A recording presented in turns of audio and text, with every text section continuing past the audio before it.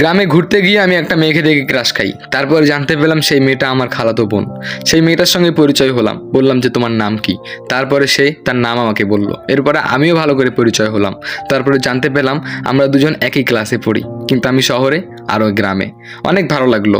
গ্রামে ঘুরতে গিয়েছিলাম প্রায় 7-8 দিনের জন্য। এই 7-8 দিন প্রায় আমি বাসায় থাকতাম না, বারবার শুধু ওর সামনে যাইতাম, ওর সঙ্গেই ঘোরাঘুরি করতাম, ওর সঙ্গেই বসে থাকতাম।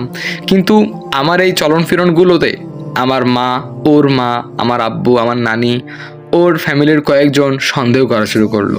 এরপরে আমার মা তো আমার দিকে গরম চোখে তাকিয়ে আছে। আমি বললাম, মা কী হয়েছে? তখন আমার মা বলল, তোর কিন্তু ভাবসাব ভালো লাগতেছে না, এগুলো কিন্তু ভালো না। তারপরে আমার নানি আমাকে বলল, ওই মেয়ের থেকে দূরে দূরে থাকবি। জানি না এদের প্রবলেমটা কি, তবে আমার মনে হয় প্রবলেমটা ছিল একটাই, তখন আমাদের বয়সটা অনেক কম ছিল। যাই হোক, ঘোরাঘুরির পরে প্রিয় মানুষটাকে বললাম, তোমার নাম্বারটা দাও। তার